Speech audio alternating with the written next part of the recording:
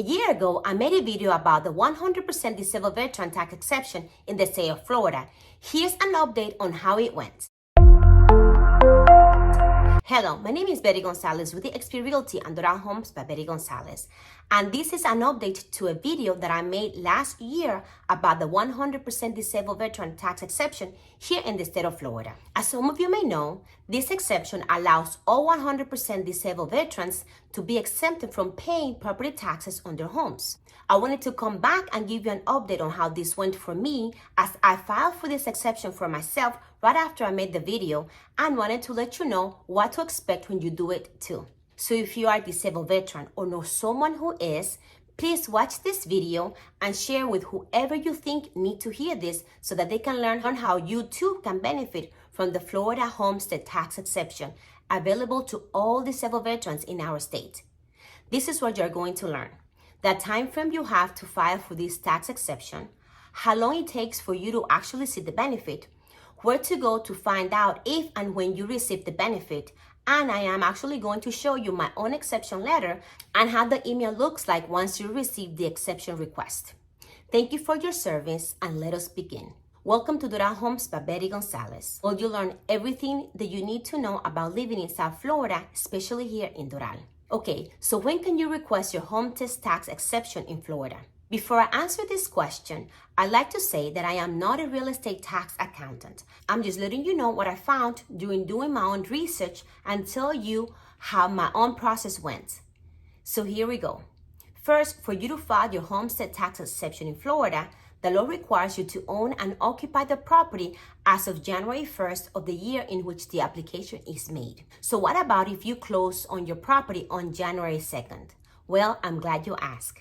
According to the law, you will have to apply the following year. And the deadline to file for the exception is on March 1st. So you have a window from January 1st to March 1st of the same year to file. A late file is allowed and it is permitted through early September. Note, the deadline for late filing is set by Florida law and falls on the 25th day following the mailing of the notice of proposed property taxes, which occurs on August 24th. If you are watching this video and March 1st has already passed, call your county property appraiser and ask them how you can file a late application. You can either file online or go in person. However, if you file online, you will not be able to submit all of the required paperwork for the county to grant you the full benefit. I'll say file it anyway and keep the file number that they will give you, and then go in person to turn in the rest of the paperwork. What should you bring? Well, you'll need to bring the file number they assign you and the form DR-501 that you completed online when you submitted your exception, a copy of your DD-214, your 100% total and disabled letter from the VA, and of course your photo IDs. I will bring my retiree ID card as well. Keep in mind, these are government employees and some are stricter than others. Okay, so I submitted my Homestead tax exception. When am I going to see the tax exception benefit on my account? Okay, so let me be clear. The only taxes that you are accepting from paying are Valorem taxes. Any non-ad valorem taxes you still have to pay, like the CDD or Community Development District fee taxes. I'll show you how this looks like on the Notice of Proposed Property Taxes letter later in this video when I'll show you my own notice. But now I'd like to let you know how long before you see the benefit. Once you file, you will receive an email that's going to be titled Receipt for Homestead Exception Application on the subject line. If you're in Miami-Dade County, the email will come from exception@mdcpa.net. So be on the lookout for this email.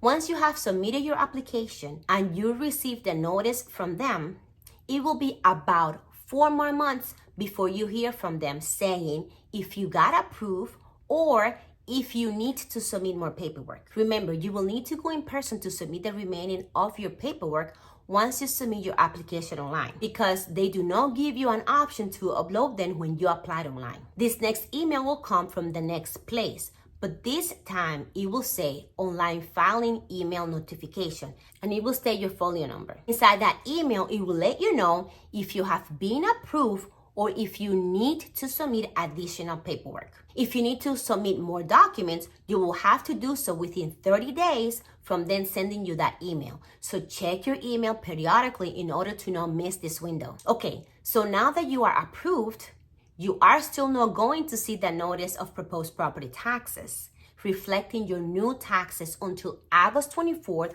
when they will mail you that letter. However, you are still not going to reap the benefit of this exception until probably January or February of the upcoming year. Like I am. I filed January of 2022, and just now, February 2023, was when I saw the difference for the first time in my mortgage payment. Hey guys, it takes a lot of research and effort into making a video like this.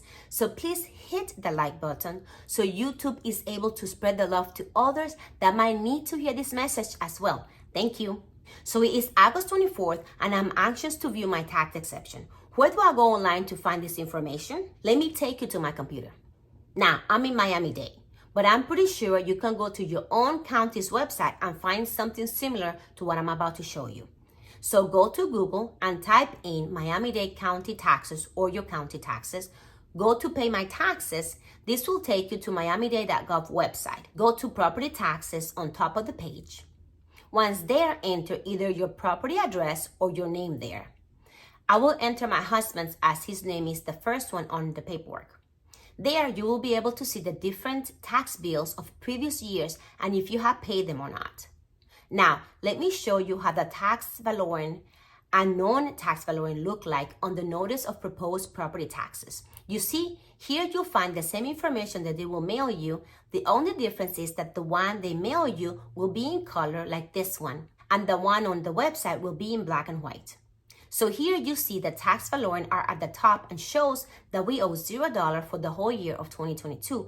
However, the non-ad Valorem taxes are still showing and are at the top of the letter. So we still have to continue to pay the Islands at Doral 3 city deeds the amount of $1,513.74 and another $122.89 for something at the Islands of Doral and another $509 for the city's trash and recycle services.